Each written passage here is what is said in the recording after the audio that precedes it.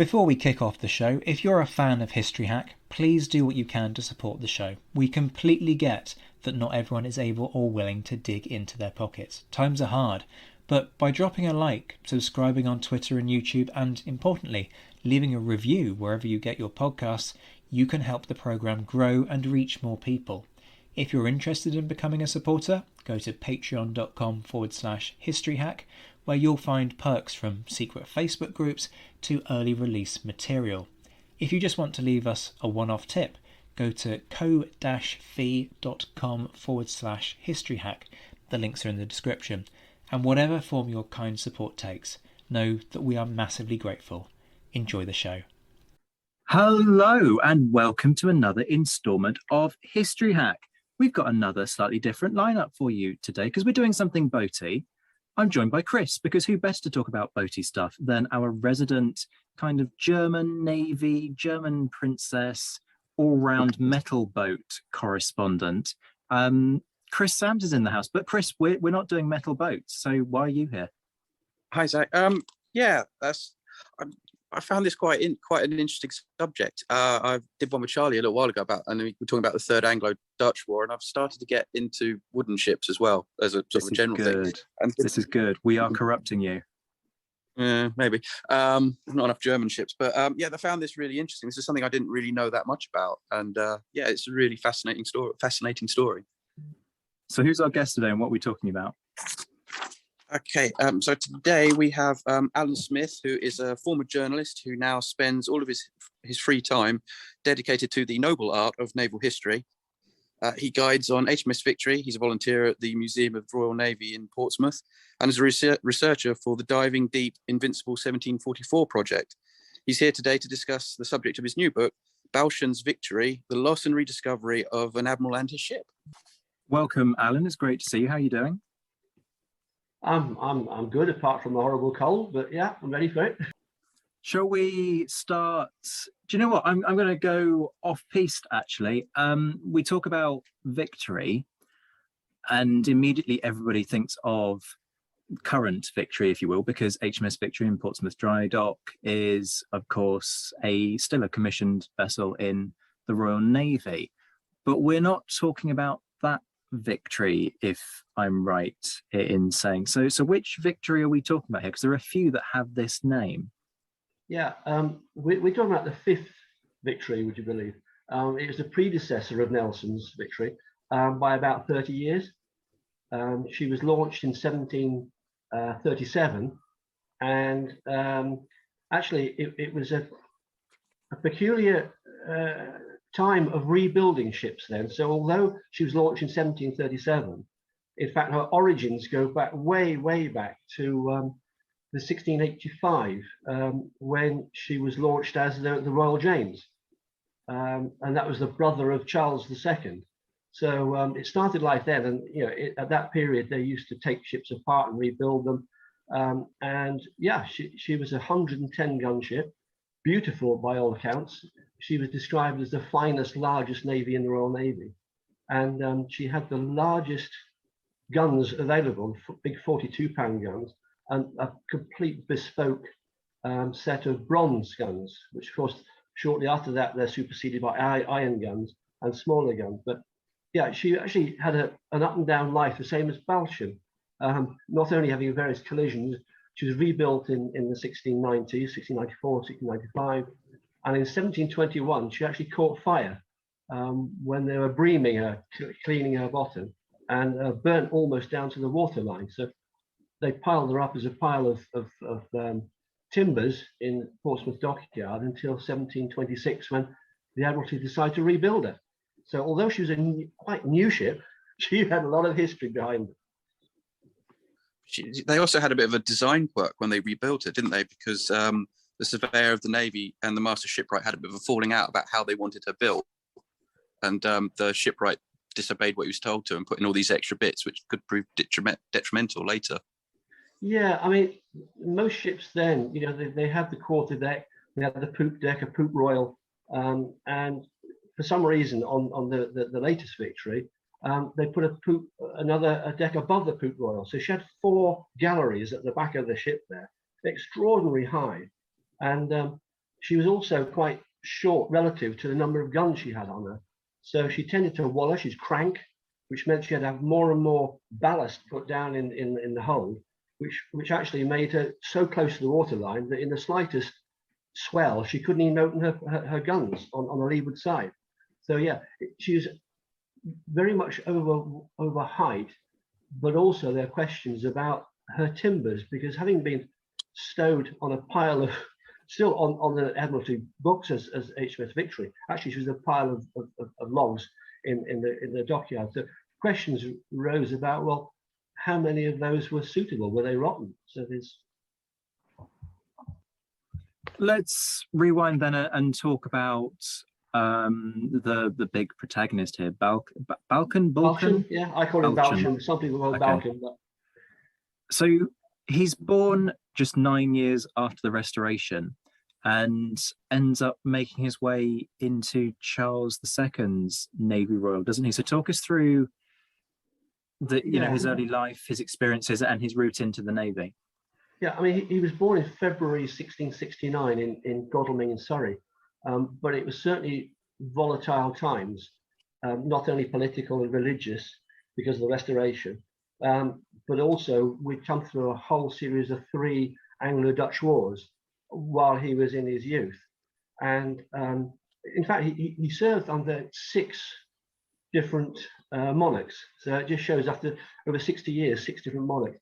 And of course, when he joined the Navy in 1685, age 15, very closely after that was the Glorious Revolution. William and Mary came in, and then the 9 Years' War started. So from a very early age, as soon as 15, 16, 17, 18-year-old, and they're at war, and there's all things going on around him. So his first commission actually was in the Caribbean, the West Indies, and of course, at the time, the death rate in the West Indies for officers and crew was tremendous, with yellow fever, malaria, and whatever. So, in fact, he was a survivor, and it meant that on the first few years, in the whole of the 1690s, is the West Indies, and the death rate among senior people meant that he rose through the ranks quite a lot.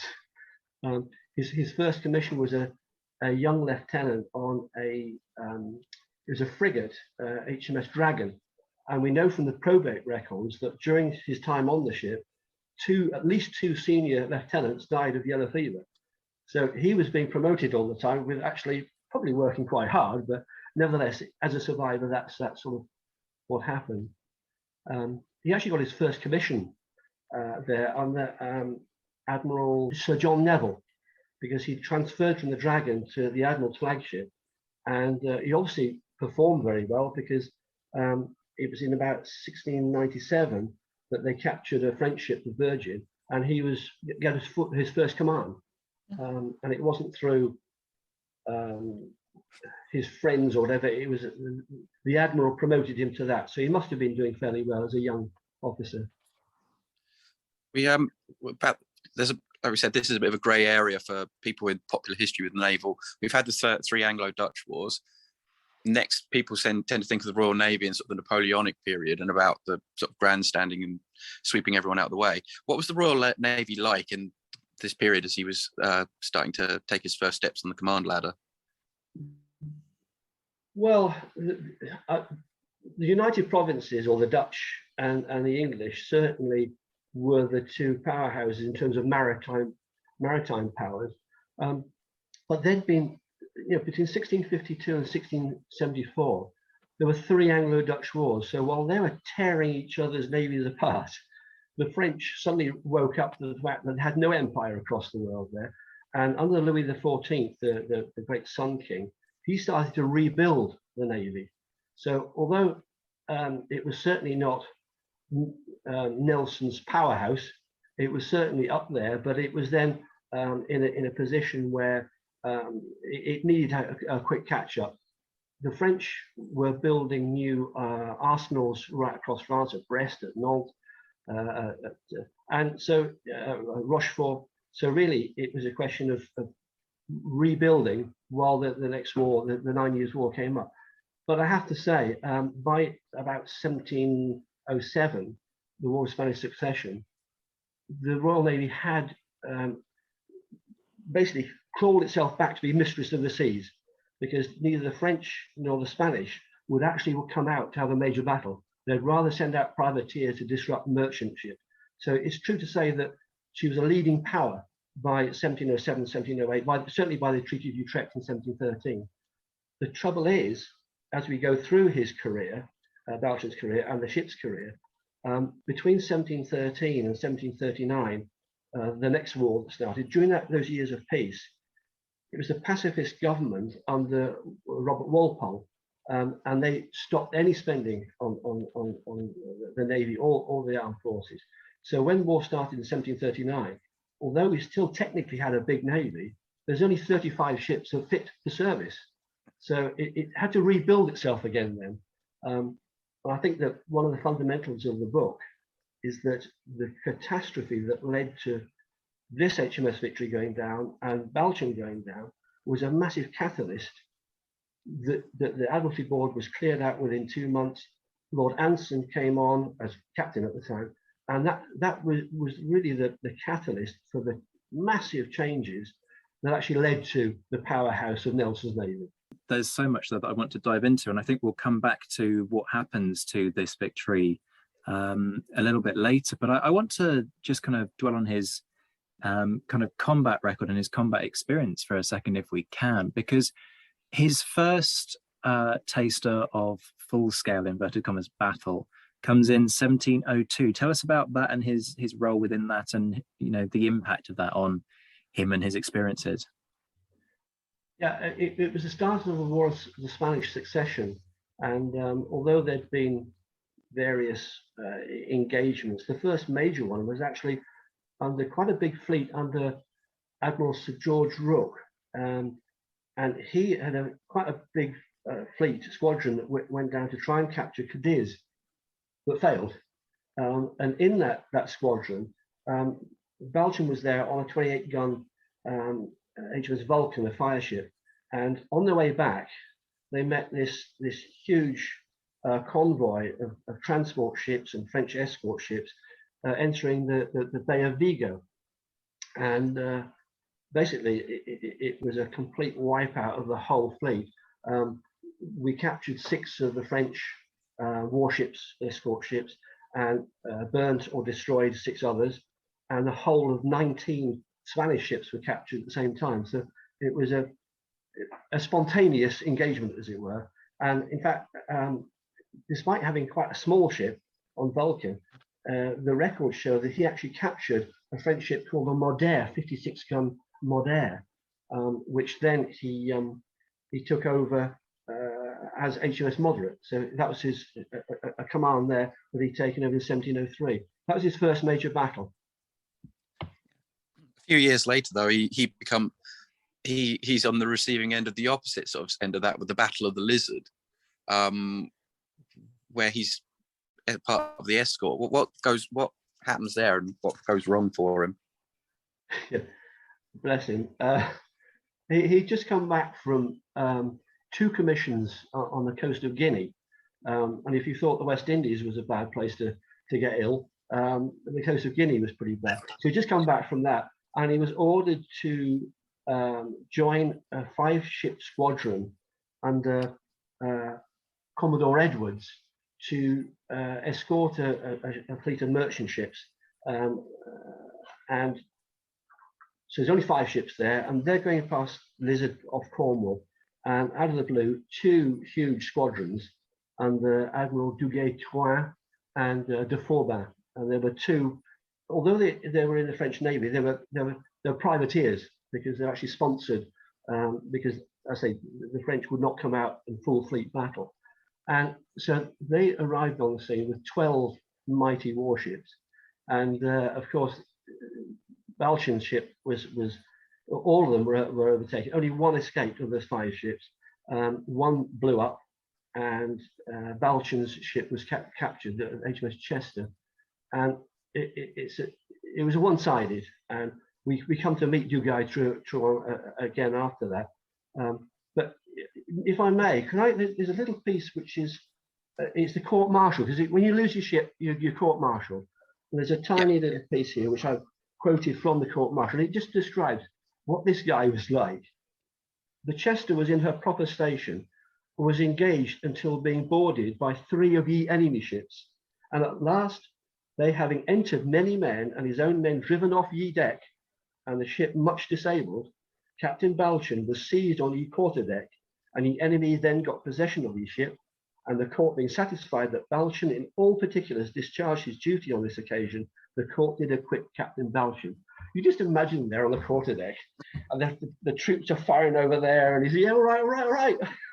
So, yeah, he was released on parole in 1708, and he was then exchanged in 1709. So they gave him another ship, and bless him, he goes out on this brand new ship, HMS Gloucester, and he is captured again. He bumps into Duguay-Trouin, and completely outnumbered. And Duguay-Trouin is on his flagship, a 74-gun ship, against poor old Gloucester. And yeah, the story goes on. He gets court-martialed again, but again he is. I think they describe him as. It is the opinion of the court that he said Captain Balchen and other officers and men did discharge their duties very well in this action against so unequal a power of the enemy. So he got completely exonerated again. So he'd been through the mill by 1709. Yeah, he's been somewhat unfortunate, but his personal bravery and exonerates him. I guess there was literally nothing he could do to avoid those situations.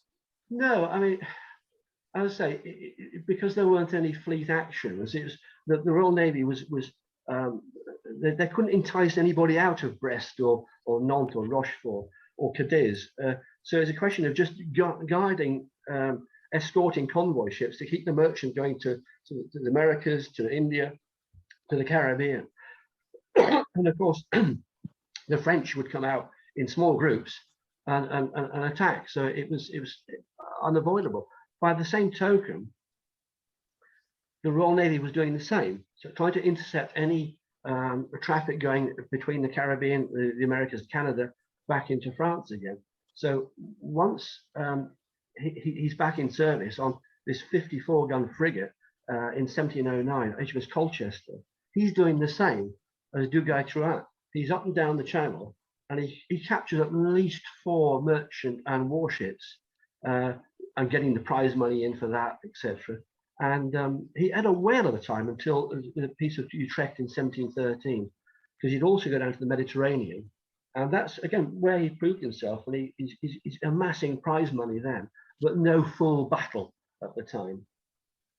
That is up until about the Battle of Cape Pizarro. Yeah, after the Treaty of Utrecht, the Spanish decided that they shouldn't have signed that treaty.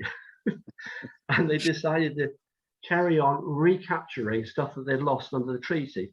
So in 1717, they captured Sardinia, and then they'd gone on to capture Sicily. Now, Britain wasn't at war with Spain at the time, but nevertheless, they were allied to the emperor, the Austrians. So a huge fleet was sent down under, you mentioned Byng. This was Admiral Sir George Byng, and he was sent down with a fleet of 22 ships to the Mediterranean with the intention of basically saber rattling. But as these happen sometimes, the saber rattling got a bit vicious, and they got down to Cape Pizarro on the southern coast of Sicily. Balchen was on HMS Shrewsbury, an 80-gun ship, which was the flagship of Admiral Sir Charles Cornwall. And they met this huge fleet of 27 Spanish ships just off the coast. And without ordering a battle or anything, they just basically gave chase. And the Spanish fired at them. That meant, hey, we're having a fight here. So the Battle of Pizarro, no war was declared, there's no battle signal, but they engaged the fleet, and it was absolute mayhem. They captured 16 Spanish ships of the line and frigates, and captured both of the Spanish admirals. And it was an interesting engagement. And he again, the records show that Balchen behaved with the greatest courage and intrepidity, whatever that means. He's intrepid anyway. Yeah, it always seems to be the Navy that pick these fights, start these fights with that kind of. Wonder if we can tease this. But yeah, that leads us on quite nicely to what kind of a picture of the man are we getting? Are there any records of what, apart from what we've said already, that sort of describe him and his command style or his personality? Well, there's lots of examples of his character. There were at least 2 or 3 complaints made against him to the Admiralty, that he was misusing somebody. But then you see his letters in defense of himself. He said, well, hang on, this guy was a bad guy. He kept on disobeying orders. That's why I had him flogged. But on the other hand, he's also very compassionate. One of the Admiralty jobs that they gave him was to say, look, there's complaints down in Plymouth about the bakers, suppliers of bread to the fleet was not the size or proportion it should be, and they're being ripped off, basically. So he goes down and he calls a whole lot of people up on deck of various ships and said, what are your complaints? I won't shout at you, but what is the problem with this? And he said, we don't have a problem. We don't have a problem. I don't know where the complaints come from. So he goes down to the baker and he says, I want to test 20 loaves of bread, please. And then he weighs them. And he says, no, there's nothing wrong with it. But so there's a reality about him. He was a very pragmatic guy. But I think the main thing that comes through, he's a family man. After the Battle of Pizarro, when he first came back from the Caribbean, he married Susanna Aprice in 1698, who was the daughter of a colonel, and they had 6 children. By that time, he was living in the Covent Garden area, and that's where all his children were baptized, although only 2 survived him. It was a rather tragic picture. And so after the Battle of Pizarro and the various prize monies he'd got, he then moves into a very prestigious Cheyne Walk in Chelsea, a big 4-story building there where he stayed most of his life. So he's going up the ranks and he's becoming a more important person. His daughter then goes on to marry Temple West, Captain Temple, who becomes Admiral Temple West. He also has a memorial in Westminster Abbey. His eldest son, his surviving son, actually died the year after him in 1745 in Barbados. He's captain of a frigate called Pembroke. So, but yeah, he was a family man, but he never entered politics. And that period, you've got the likes of Admiral Wager, Admiral Norris, Vernon, and they're all MPs, all being fired, and so they got involved in politics, which was not a good thing at that time, because there's a change of government, you're out. You know, you became off the Admiralty board, or you're taken away from commission of running the Mediterranean fleet or whatever. So he didn't do that. He did as he's told. He's very, very loyal, and wherever he was told to go, he went. He did his stuff. So in 1744, he retires, but that's just the beginning of the story, isn't it? It's the beginning of the end. Yeah, I mean, the tragedy is he'd served for 58 years, and he retired in April, and on a salary, a pension of £600 a year, which is a substantial amount of money then. And in May, so retired in April, in May he was knighted by George II. He was given the title of governor of the Greenwich Naval Hospital, which again was worth £1,000 a year. And a month later, in June the 1st, in fact, the Admiralty, they're on the phone saying, "Excuse me, can you come back?" And they made him Admiral of the White and gave him a huge fleet of 27 ships and said, "Go off and relieve this convoy out in the River Tagus." So he had a very, very short retirement. In fact, he never even got to Greenwich. Such was the shortness of retirement. So in a way, it is a culmination, because he's 75 years old, and yet they still went to him rather than any other senior. There are plenty of senior officers around, but they dragged him out, and he chose HMS Victory to be his flagship. And there were 17 British and 6 Dutch ships in this fleet. And the importance of it was that the Mediterranean fleet was desperate for provisions. They'd run out of sail, they'd run out of victuals, they'd run out of rope. And every time that the provisioning squadron went out, it was meant to be every 6 weeks, they kept on being intercepted by the French. So it was long overdue, and they were desperate for this convoy.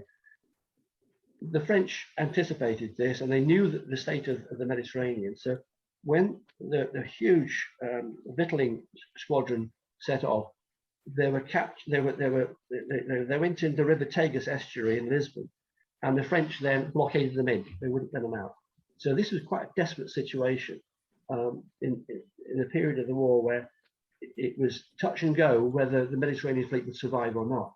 So Balchen was put in charge of this fleet, and he made his way down to the River Tagus. As soon as he got off Lisbon, the French ran away into Cadiz, because they were such a huge squadron. And so he picked up the convoy, took it down to Gibraltar, and mission accomplished, basically. He wanted to stay there and draw the French out of Brest or Cadiz, but unfortunately the Dutch ships ran out of water. So he's forced to come back. And it was on the 3rd and 4th of October, 1744, as he entered the English Channel, there's an almighty storm. And of all the ships, they gradually came back over the next few days, completely bedraggled. They'd thrown guns overboard because of the threatening to sink. Their main yards had been taken off. The ships, they all returned, but they were in a critical state in both Plymouth, in Spithead, and in the Downs. But the only ship that didn't come back was the Victory. She'd gone down what was thought was on the Casquettes Reef in Alderney, because that's where they found remnants, gun carriages and masts and everything to prove that it was the Victory, and not a single body was found. And on that ship, not only was Admiral Sir John Balchen, but the captain, Samuel Faulkner, was a very senior captain, and 1,100 crew, including over 50 young gentlemen who are from noble families, who were specially put on board to learn from this great master, where they knew that it was going to be a victory anyway. So it was a devastating impact on the country. Yeah. So apart from the horrific loss of human life, how did it impact Britain? Because this is something that's, I think I'll probably be okay to say, it's not something that's widely that known about now, but at the time, this is a massive tragedy. Yeah, it already been acknowledged that the Victory was the pride of the Royal Navy. It was the most prestigious ship there. The shock of it going down, because the Admiralty knew that she was cranked, that she shouldn't have gone out in the winter. It's a summer ship, but they didn't know about that. They just knew that this is mighty ship there. And Balchen was incredibly well known in the press. I mean, the press was very much pro-Navy, and they wanted to know what was happening. So when this great admiral disappeared, and the ship and the enormity of 1,100 crew. So in terms of Joe Public, the newspapers were full of it. Poems were written, songs were written. There was artwork done, there was etchings, there was paintings of the ship going down, outpourings of grief, especially somewhere like Portsmouth, when most of the crew were from Portsmouth. So it was a devastating effect. On the other hand, that's the Joe Public reaction to it. From the Navy's point of view, Admiral Vernon and various other people, Knowles, have been complaining about the state of shipbuilding and ship administration and ship design. So in the official side of things, it was a catastrophe. And it led, I mean, that was in October. By December the 22nd, the Navy Board had been sacked.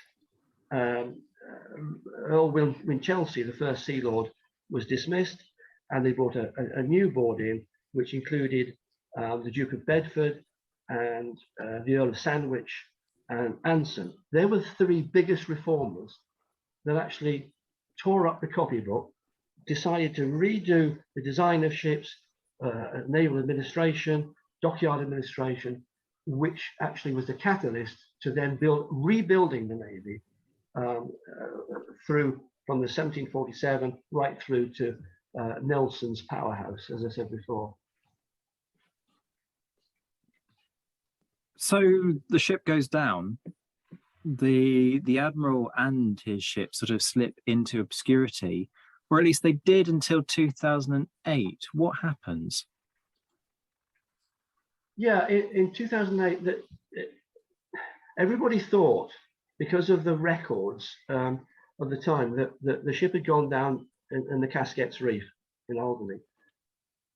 In 2008, an American exploration company, salvage company, Odyssey Marine Exploration, discovered a wreck in the middle of the channel, 70 kilometers southeast of Plymouth and 100 kilometers west of the Channel Islands.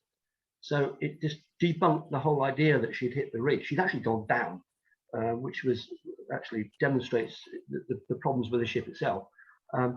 And they pulled up two guns, a 12-pound bronze gun and a 42-pound bronze gun. They retrieved it to identify, was this the wreck of Victory? And that was confirmed that that's what it was. So the two guns were then given to the National Museum of the Royal Navy to renovate and conserve and to put on public display.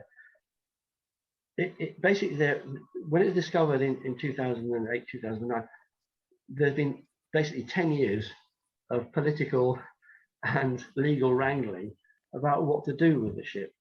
On the one hand, they wanted to retrieve artifacts. They couldn't have brought the whole ship up. They could have brought a lot of artifacts up.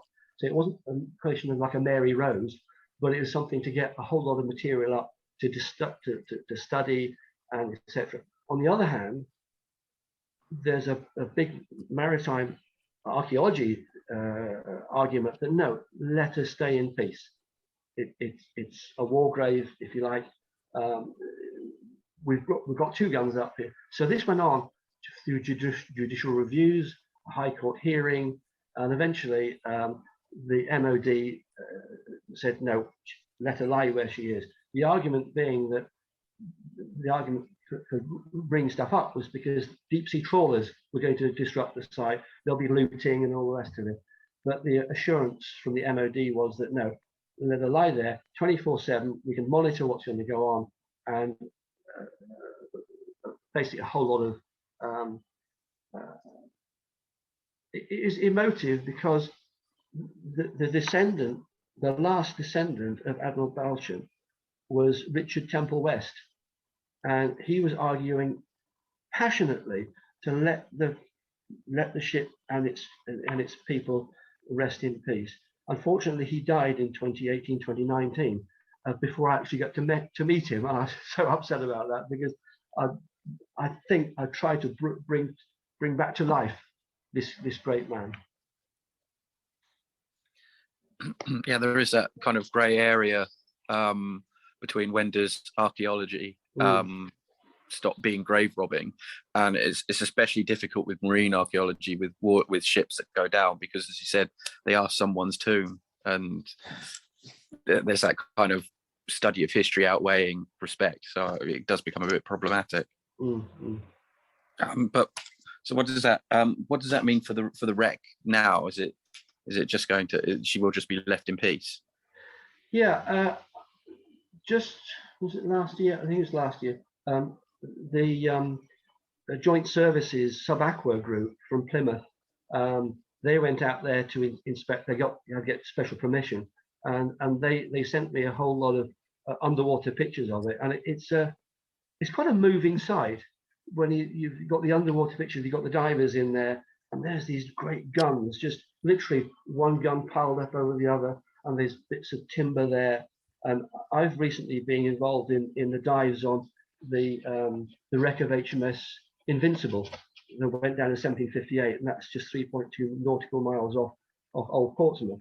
And so I'm familiar with what it looks like. But then, having got this far with the book, just about to be published, and we get all these pictures of real time of the wreck. It's just so it's so emotive, and you think, Balchens down there, and all these people, and what a history. So when you go to Portsmouth now, the National Museum of the Royal Navy, there's that big 42-pound bronze gun sitting there on display, and people are amazed. Well, I thought that's the Victory. No, this is another Victory.